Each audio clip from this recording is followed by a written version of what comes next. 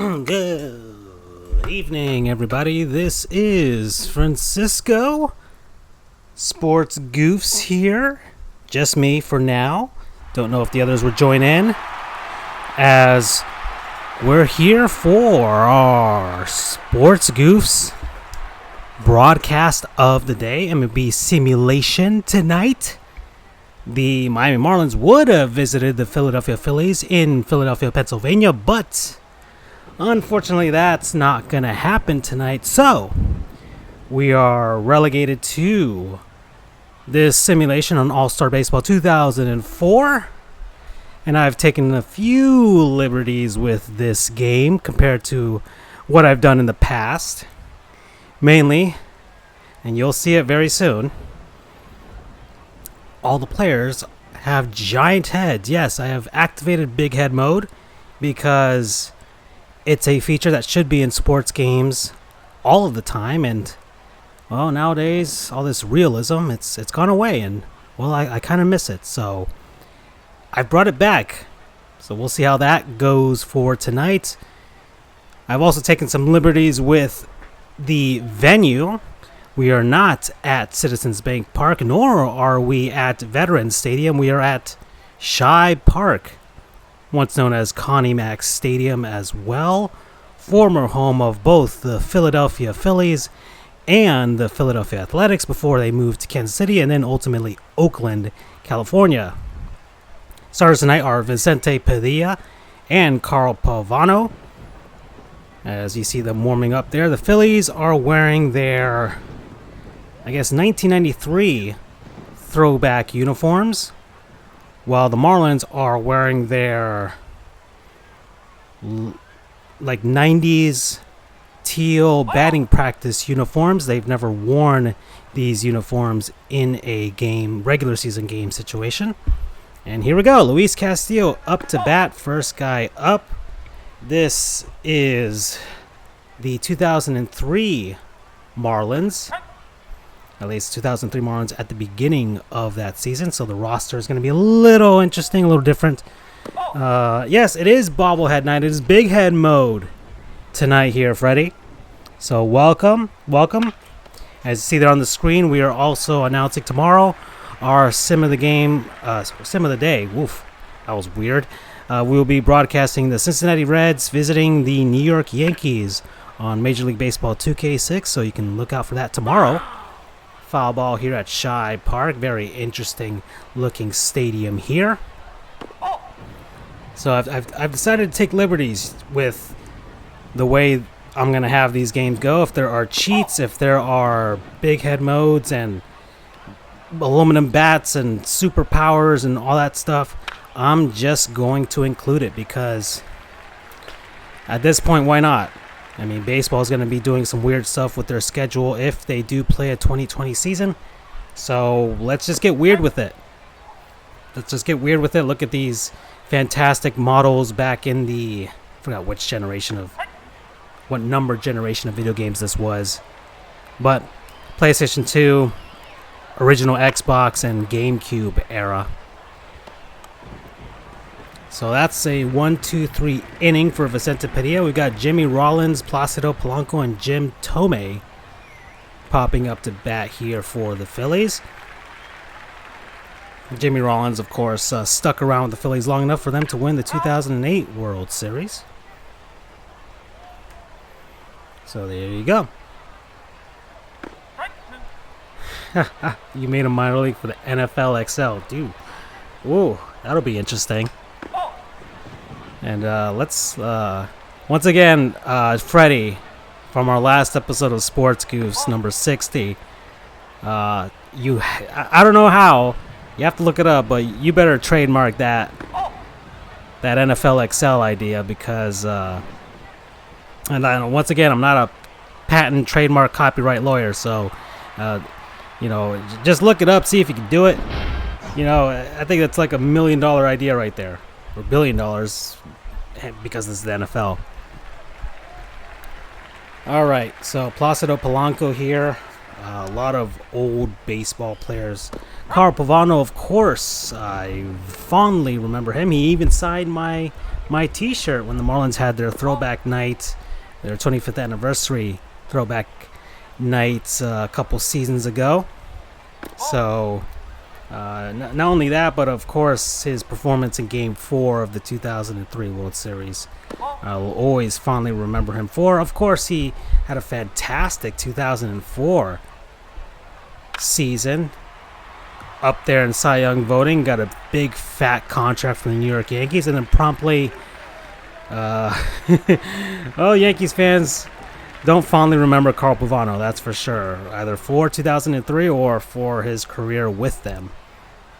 Jim Thome now, Hall of Famer, 600 home run club, hit 52 home runs in 2002. And although he spent not a lot of years, I think like 3 seasons with the Phillies, it's still very wrong to see him in a uniform other than the Cleveland Indians. And there's a strikeout right there. Pat Burrell's up to bat now.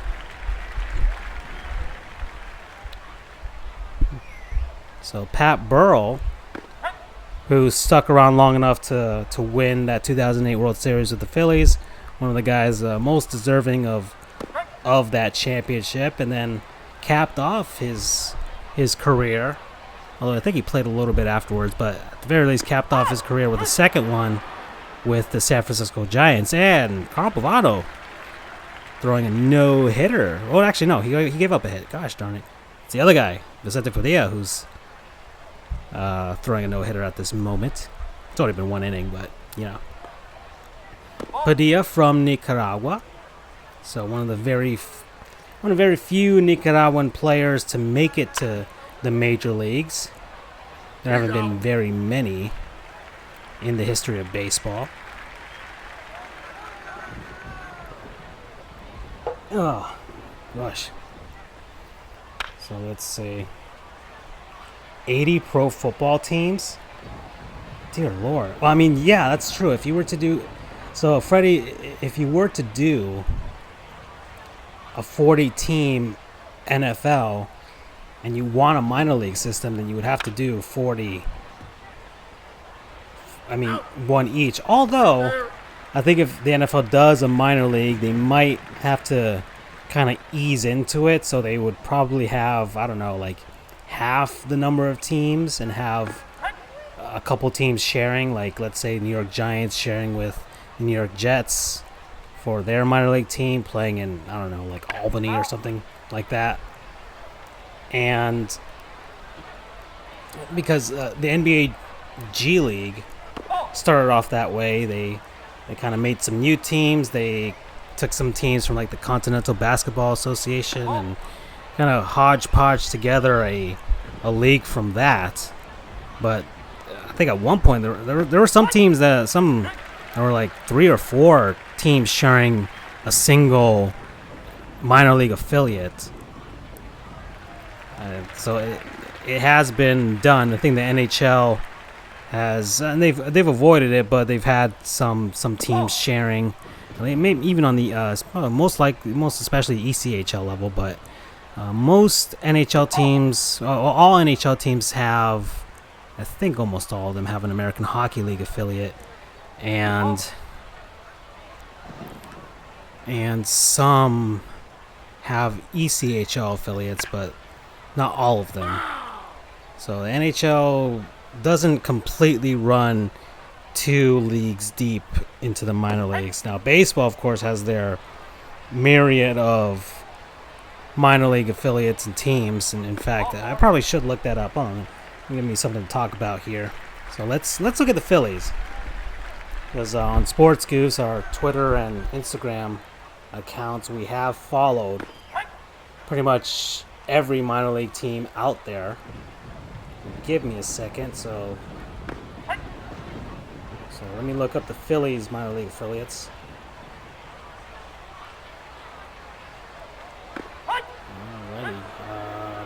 Alrighty. Baseball Reference, there we go. My non-sponsor from episode 60. So we've got here, let me look for an even clearer list of these teams. So, all right, 2020. The Phillies minor league affiliates had the 2020 season started. Would have been at AAA, the Lehigh Valley Iron Pigs. At AA, the Reading Fightin' Phils. Class A Advanced would have been the Clearwater Threshers. They play here in the Florida State League, Clearwater, Florida. Class A, Lakewood Blue Claws. Class H short season, Williamsport Crosscutters. And they have a rookie league team, the Gulf Coast League Phillies. They have the East and West versions of that team. And the Dominican Summer League, they do have two teams, the Red and White Phillies. So there you go. Those are all the Phillies minor league teams. Of course, one of the big issues for Major League Baseball coming up is the situation with the minor leagues as baseball is looking to contract many minor league teams out there. And I'm against it, to be honest. Now that we've been running Sports Goofs a while now, and following these accounts from all of these minor league teams, from the NBA G League, the American Hockey League, ECHL, and all these minor league teams in baseball, they have their fans. They are, a lot of them, in these small towns, smaller cities, out in places that, let's be honest, unless something massively changes in some areas, they're probably not going to attract a major league sports franchise. So minor leagues is cool. Now that's some accuracy there. They got the pitcher running the bases with a jacket on. Now, All-Star Baseball, Acclaim, who developed this, they didn't have to do that, but they did, and that is an incredible amount of detail there. That honestly, I'm very pleased by that, because I don't own a PlayStation 4, so I can't play MLB The Show, but I probably highly doubt that they do that. I'm not sure. I can't say, but given that they're the only baseball game in town, well, actually there's two. There's the RBI series, which Major League Baseball produces themselves, which is a very mediocre baseball game. And you have the MLB The Show series produced by Sony that they will be releasing next year for all consoles, and I'm very looking forward to that, because I probably will buy the 2021 version for the Switch if that does come out, or for my brand new PC that I will be getting next month, a gaming PC, so our shows and everything won't run at 10 frames per second anymore, and my computer will no longer be constantly on the verge of exploding. I'm very much looking forward to that. Anyways, what was I going on? Oh yeah, minor league baseball, minor league teams. So all of these minor league cities, they have their purpose. They employ people. A lot of them have been part of their communities for years, for decades, generations. So I think baseball would be doing themselves a disservice by contracting.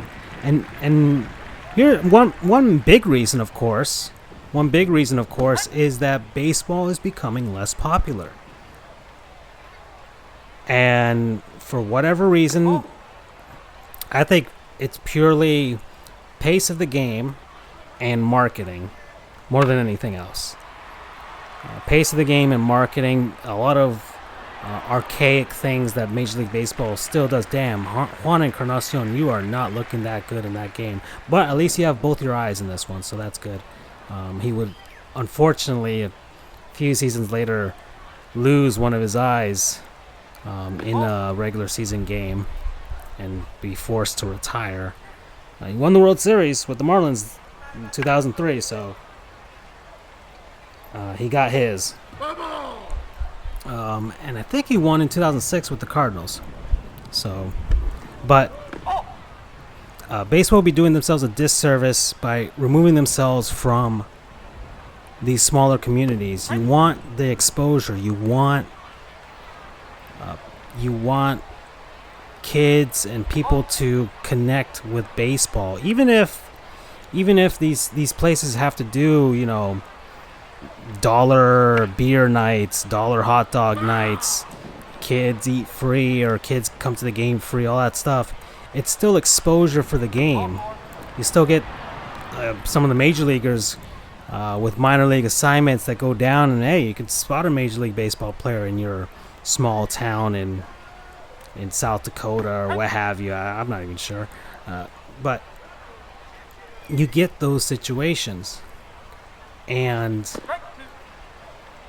so now baseball wants to contract. You're going to lose a ton of jobs, not just the minor league baseball players who will be losing their jobs, and of course they're grossly undercompensated and they're grossly undercompensated, and the Major League Baseball Players Association really does need to help those guys on that. But you're also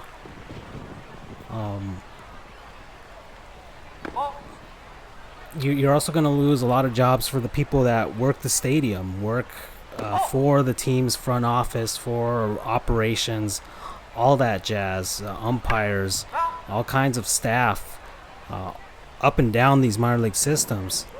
So, and yes, there are independent baseball leagues, and they are in themselves their own communities and stuff, and have been operating for years or decades.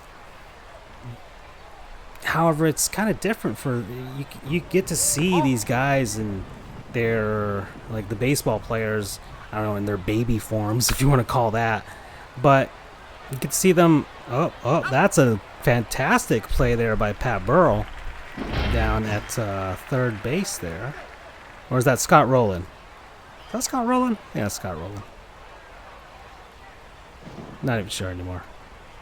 Anyways, fantastic diving stop to get the force out at third base there, saving a run for the Phillies. And the Marlins still have a chance here. Todd Hollingsworth wearing number 21 here, even though he didn't wear number 21 that season. Josh Beckett would wear number 21, and Hollingsworth would be promptly replaced by Miguel Cabrera. And that is down the line. That's a fair ball. That hit right on the right field line. And the Marlins have taken the lead. Andy Fox coming up now, playing shortstop. I don't know why Andy Fox is playing shortstop here. Usually it's Alex Gonzalez, and that's an out there. That's 3 outs, but the Marlins take the lead 1-0. Fish. So, minor league baseball needs to be in these communities, just for the fact that baseball needs to have a connection. You need to have, like, look, oh man, I saw Mike Trout when he was playing for, I don't know what team, for the affiliate for the Angels, but you even if it's for one season, you get to see these guys. Hey, you got to see them. You can say, look, I saw this guy when he was 20 years old and just raking in the minors. Some of these minor league ballparks, heck, some of them are nicer than some major league ballparks that are still up and running. Mainly the Oakland Coliseum and Tropicana Field, even U.S. Cellular Field or Guaranteed Rate Field, whatever the frick the White Sox are calling their ballpark these days. They have the dumbest names, but and that's an out there. But for example, good old El Paso, Texas. El Paso, Texas has the stadium for the El Paso Chihuahuas, and that place. I walked around it. Of course, they weren't playing. that day, but I walked around the entire stadium grounds. It's in downtown El Paso. Plenty of restaurants and bars and nightlife around the ballpark. You can view the game from street level. In right field, there's a nice place where you can walk up and see the action going on in the field. The stadium is incredibly modern. They have like a rooftop bar as well. They have all of these amenities that I really wish that the Chihuahuas had played that night, because I was willing to pay to go to a game to see that team. So I gave the El Paso Renegades to the Cowboys. Oh yeah. Yeah, El Paso would deserve to have a team there. Their minor league park hosted the Chihuahuas, but also I think they had a United States Soccer League team there. I'm not even sure what the levels of MLS and minor league soccer is, but that's what they had there. So it was a dual-purpose stadium. Of course, the real purpose is baseball. That's what it was oriented for. But a fantastic ballpark, very beautiful. They had like a kids section. Any amenity that you would see in a major league park, they probably had it. So I think the Nashville Sounds have a fantastic ballpark as well. I think another minor league park has like a lazy river, which is beyond cool. A lot of these places are like they're starting to make minor league parks the place to be, and part of the downtown revitalizations. So Nashville, which does have major league sports, but their minor league park is like, as far as quality is concerned, major league level quality in a minor league setting. And Indianapolis, the same thing. They also have that sort of atmosphere at their ballpark.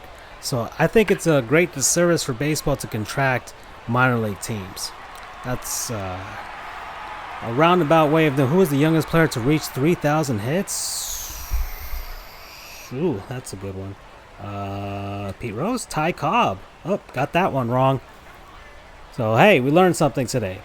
Mike Lieberthal now. Man, these are some names I haven't heard in a while for the Phillies. That Phillies team was projected to be pretty good, but they stumbled along the way, and they clashed with the Marlins and the Astros for that final wild card spot as the Braves. Oh, Juan Encarnacion not able to grab that. Don't know if they're going to count that as an error. We'll see what the score says later on. I don't see that right now, but you are not going to run on Pudge Rodriguez. I don't even know why you sent him. Why would you send your catcher, Mike Lieberthal, to steal a base on Ivan Rodriguez? It makes absolutely no sense. Do you know who holds the record for most Major League Baseball games played with 0 ejections?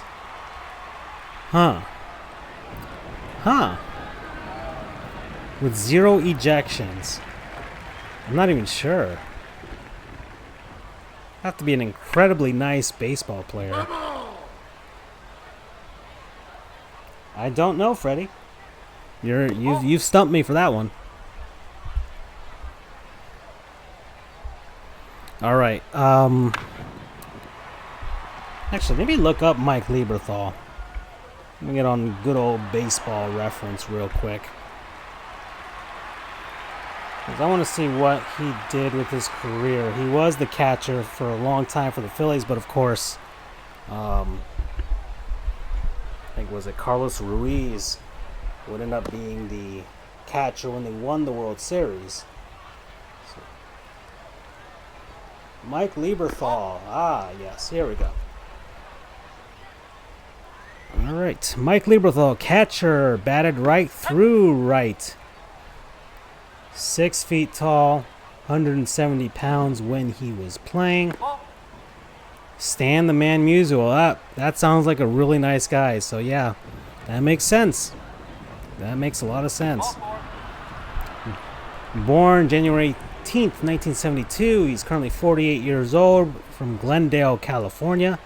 Drafted by the Phillies in the first round, 3rd overall in the 1990 baseball June amateur draft.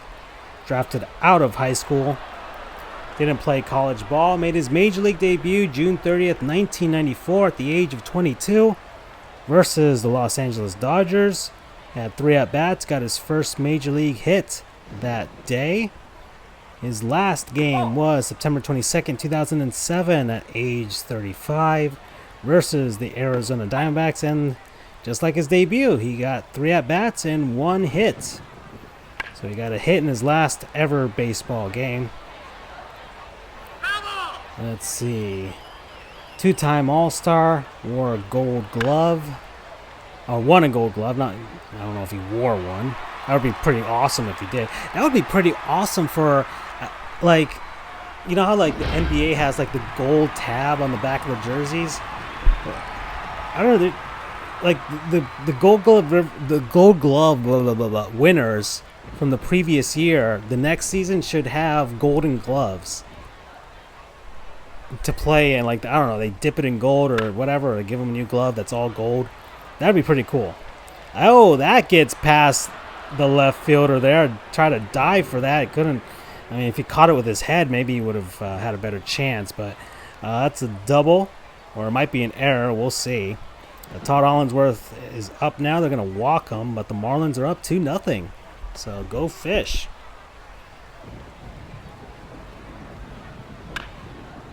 And Brandon Duckworth is coming up here. So Mike Lieberthal wore number 24 and number 14.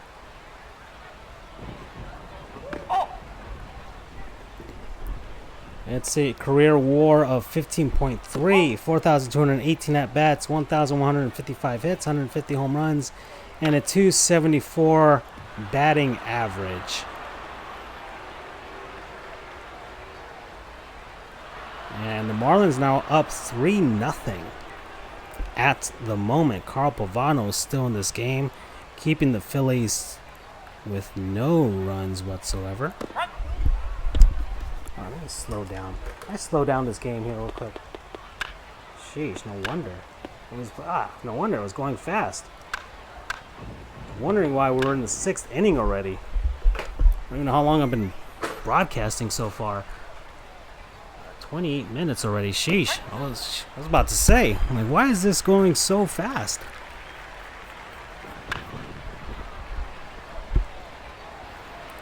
And Carl Pavona flies out there, but the Marlins get 2 more runs. It's now 3-0 Fish.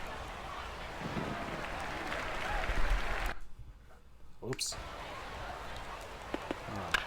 I thought.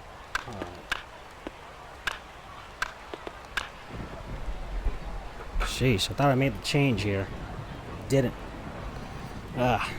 Always something that goes wrong. Always something that goes wrong. But whatever. We're in the 6th inning now. We'll see how long this stuff takes. The Marlins are winning, so I'm glad. All right, Mike Lieberthal. Let's see. What would we say was his best career year? Well, maybe his 2 All-Star seasons in 1999. Played 145 games, 574 plate appearances, 510 at-bats, scored 84 runs, had 153 hits, 33 doubles, a triple, and 31 home runs. With 96 RBIs, batted 300 that season. So that's when he won his Gold Glove as well. In 2000, he only played 108 games, so I'm assuming he played most of the first half and then got injured for the second half, or at least past the All-Star break. But he made the All-Star team. Let's see, 15 home runs, 278 batting average. So it's likely if he had played a full season, or at least 40 more games, he would have replicated his numbers from 1999.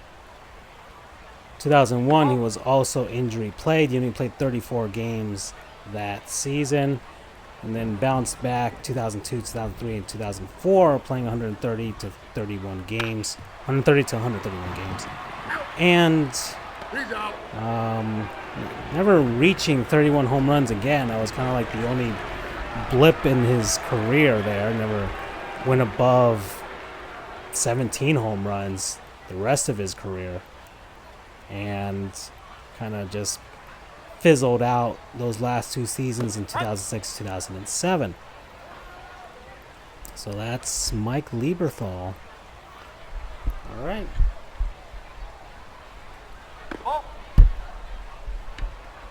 All right, so Shibe Park. Yeah, I chose Shibe Park because I could. It's Philadelphia. Wanted an old school feel to this. Thus the throwback uniforms. I was hoping the Phillies throwbacks would be at least their 1980s uniforms. Don't know why they went with the 90s uniforms, even though the 90s uniforms aren't that different from their current uniforms. Not sure what the deal was, but this is what the Phillies are wearing, so there you go. Jim Thome now. Well, let's look at Jim Thome. Let's look at a Hall of Famer here.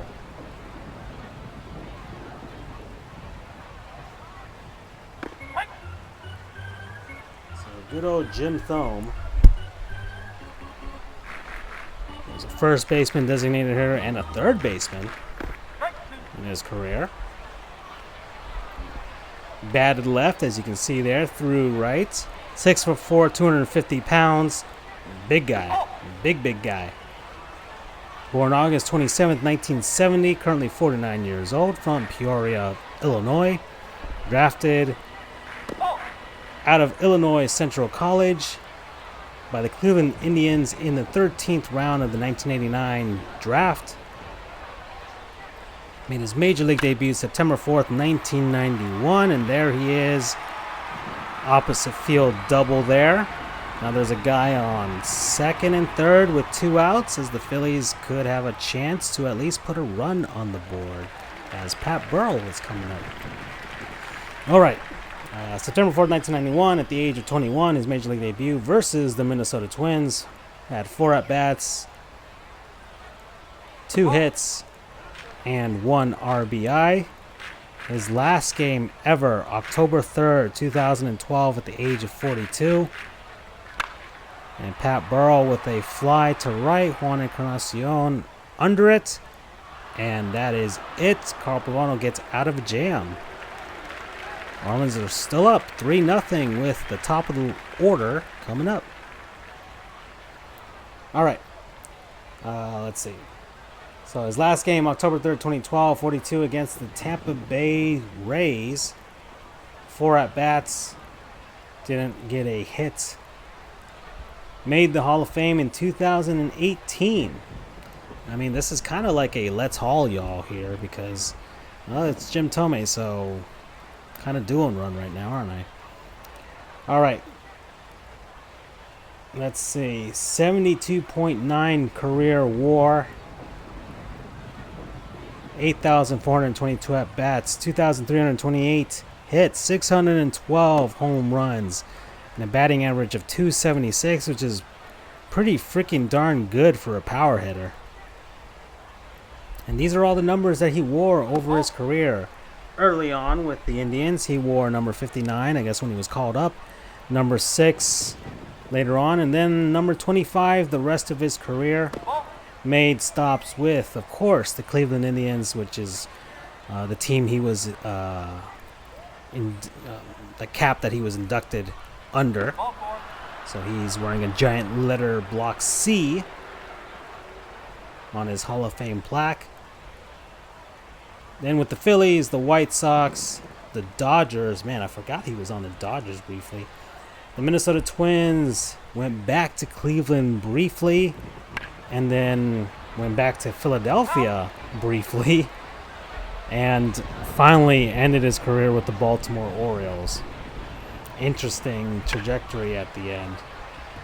Really bounced around his last 4 Major League Baseball seasons. He bounced around with the White Sox, the Dodgers, the Twins, the Indians, the Phillies, and the Orioles. So he went back to Cleveland, back to Philly, and then ultimately ended up in Baltimore. All right. 22 years. 13 with the Indians. And yeah, man, that's 600 hits. Look at this. I mean, look at all of this. 5-time All-Star. He won the Silver Slugger in 1996. Never won an American League MVP award. Wow. I mean, a lot of great players that he was contending with, but I'm surprised he didn't make more All-Star teams, to be honest. Well, in the heyday of the Indians, he made 3 in the late 90s and wouldn't get back to the All-Star game until 2004. In 2006, came back into that with the White Sox. Never won a World Series, however. He had his shots. 95. Indians lost to the Atlanta Braves. 97. Indians lost to one of these Florida/Miami Marlins. And that is 3 outs here, as we are done with the Marlins there. The Phillies are coming up now. Bobby Abreu, Mike Lieberthal, and Bell at third base. All right, so the Marlins come out onto the field. Let's see. Actually, let me look at who was the starting pitcher here, Vicente Padilla, for the Phillies. All right, here we go. Vicente Padilla, right-handed pitcher, also batted right, 6 foot tall, 230 pounds, born September 27th, 1977, in Chinandega, Nicaragua. Went to Ruben Dario High School in Puerto Rico. Debuted June 29th, 1999 at the age of 21 versus the Cincinnati Reds. He allowed 4 hits and 3 earned runs and took the loss that game. His last game, October 2nd, 2012 at the age of 35 versus the New York Yankees. Pitched 1 inning, allowed 1 hit, no strikeouts, no walks, and no earned runs, and no decision. All right, let's go down here. Wore initially number 45 when he made his debut with the Arizona Diamondbacks, and then number 44 the rest of his career. Played for the Philadelphia Phillies, the Texas Rangers, the Los Angeles Dodgers, the Arizona Diamondbacks, and the Boston Red Sox. So that's about 14 Major League seasons. Career WAR 11.4, record of 108 wins and 91 losses, and a 4.32 ERA. His best career year would have to be his lone All-Star appearance in 2002, in which he went 14-11 for the Phillies, had a .560 winning percentage. His lowest ERA, his lowest ERA was in 2000. He pitched, was in 2000, actually. Well, not really. No, it was 2002, never mind. 3.28 ERA, 32 starts, 1 complete game, 1 shutout, 206 innings pitched, allowed 198 hits, and 75 earned runs, and only 16 home runs, and only 53 walks, and he struck out 128 batters. And yeah, so that was, and his whip was 1.218. So that's it. That was his lone All-Star appearance. Then he kind of fizzled out with the Phillies there. Went to Texas and just got freaking blown up at the ballpark in Arlington, especially in 2007. His worst career year. Bounced back in 2008, but playing at a very hitter-friendly ballpark does not help at all. So that's Vicente Padilla. Those are his career highlights. 2002 season was his year, and then that was it. All right. And yeah, things have slowed down now in this game. I was expecting it to slow down, but it went a little faster than I thought it was going to. But that was my fault for putting the game speed at fast. Should have changed that a while ago. But we're 40 minutes in, so these games usually take 45 to an hour. A lot faster than a real baseball game. That's for sure. Of course, we don't stop for commercials or anything like that.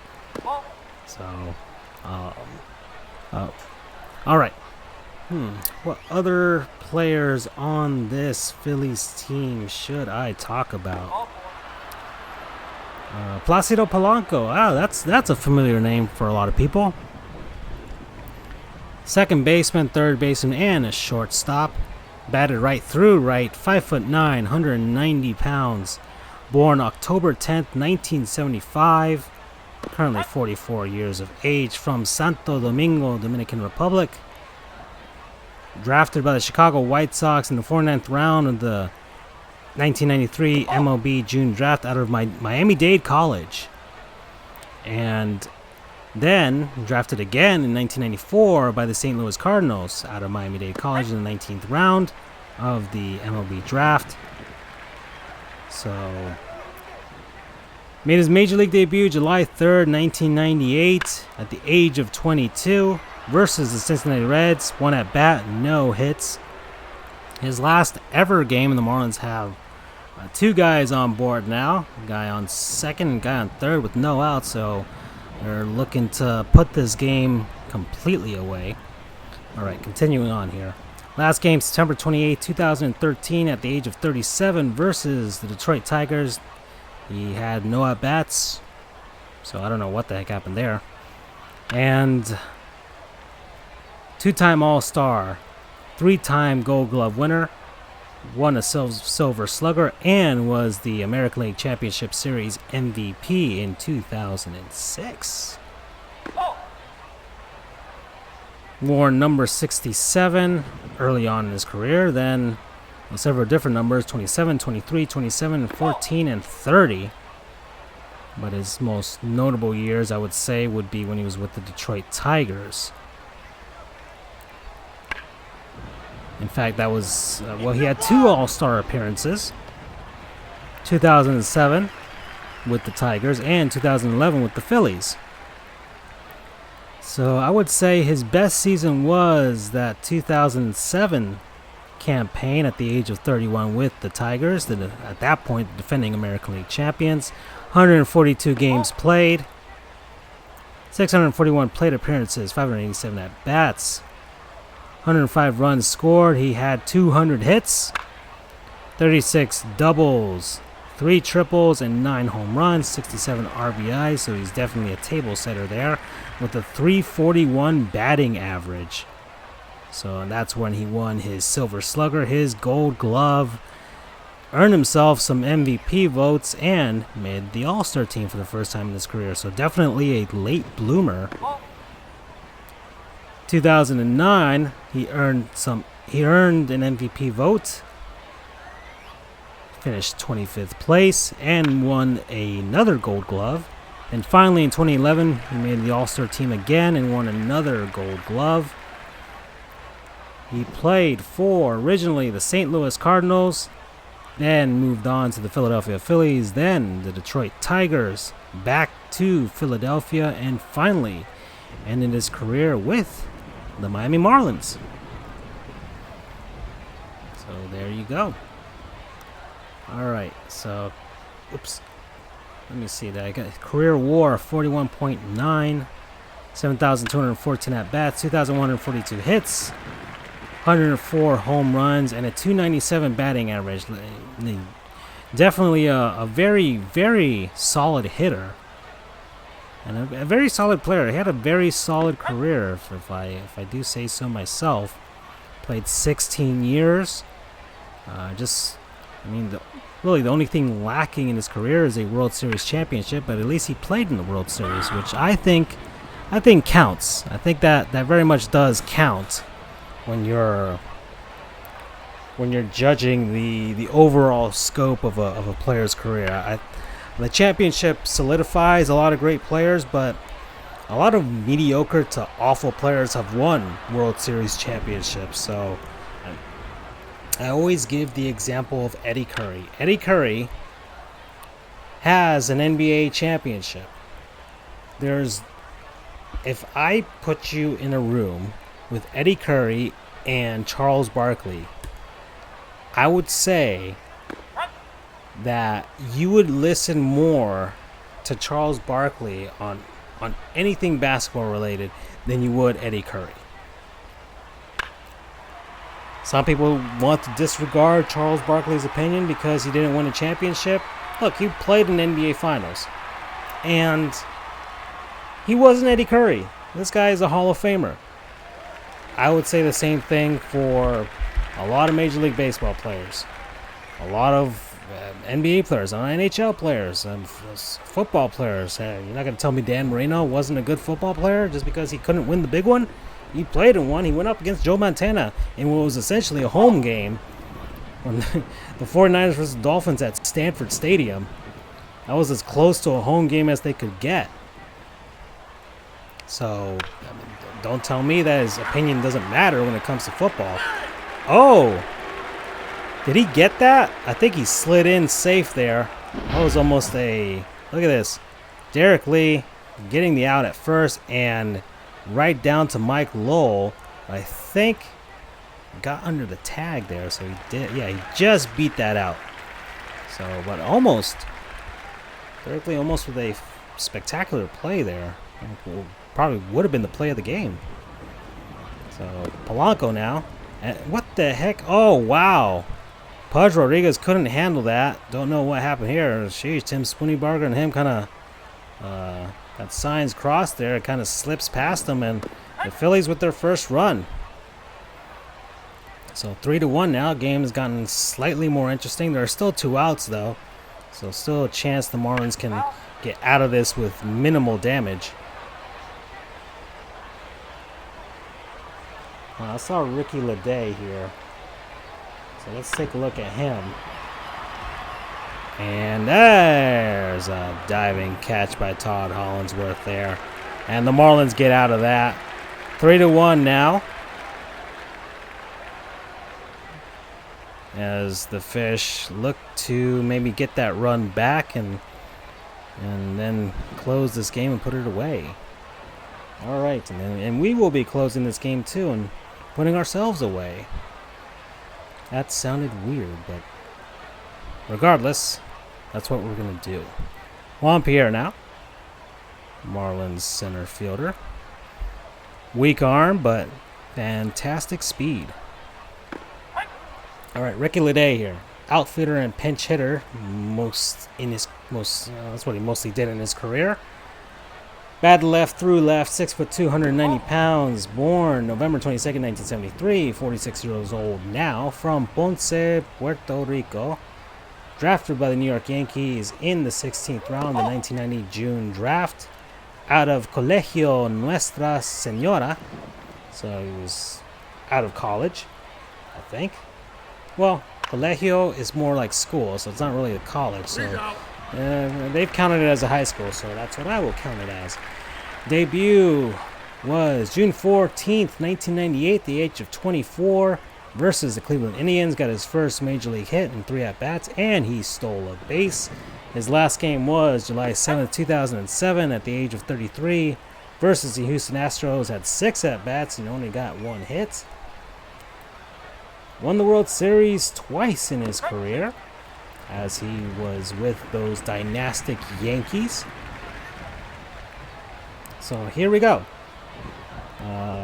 Wore several different numbers, but wore 38 and 17 for the Yankees, wore 23 for the Texas Rangers, 12 with the Phillies, 11 with the Giants. Oh man, there's so many here. 11, 12, 33. How many numbers did he switch to? I think he's like 4 or 5 different numbers with the Rangers. 33, 33, 33, 33, 21, and 9.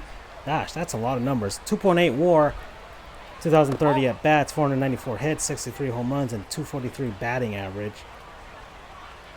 But he won the World Series with the Yankees in 98 and 99. In 2000, he started with the Yankees and was traded to the Indians in that season, and the Texas Rangers as well. So I guess the Indians waived them. I'm not even sure. But I mean, I could look at what's going on here with the transactions. Let's see. Transactions. Let's see. Yep, traded by the Indians. Yeah, traded to the Indians for David Justice. So that's who the Yankees got for him. And that's straight up. He was traded along with Zach Day and Jake Westbrook.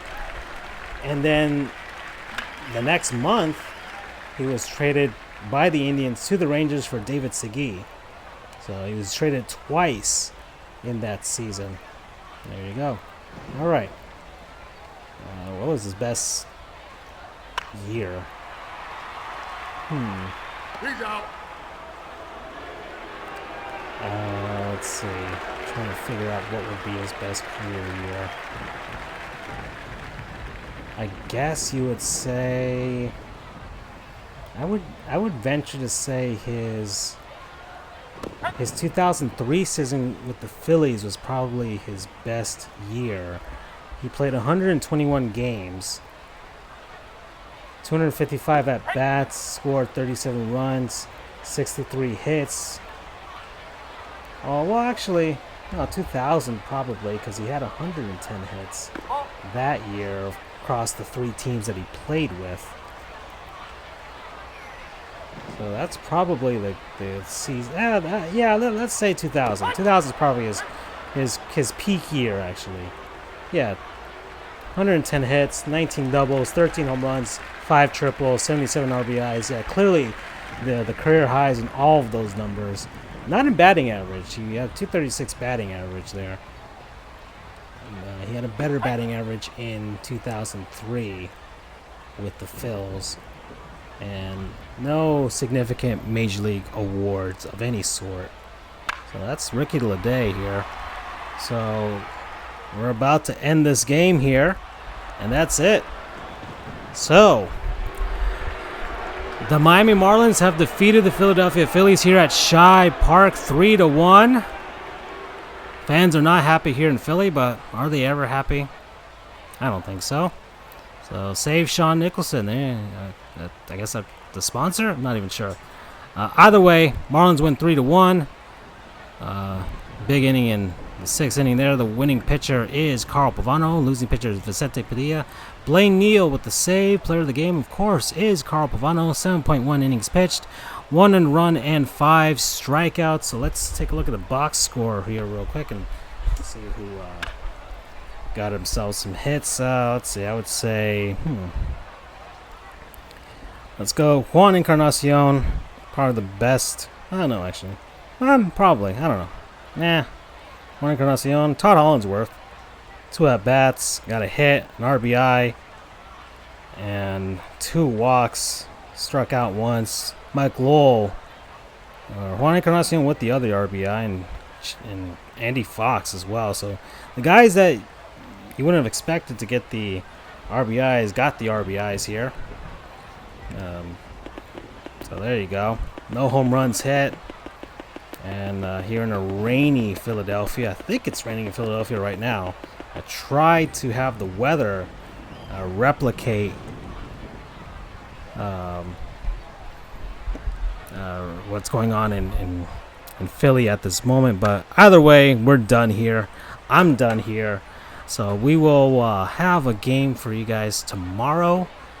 The Cincinnati Reds visiting the New York Yankees. I'll decide what they'll be wearing and where they will be. It could be anywhere, really. And what the heck kind of weird body mutations they'll have as well. So thank you to Freddie for commenting. Tonight, Marlins win. So, and there's a plane there. And if anybody knows Sean Nicholson out there, please go out and save him. I think he's in trouble. Adios.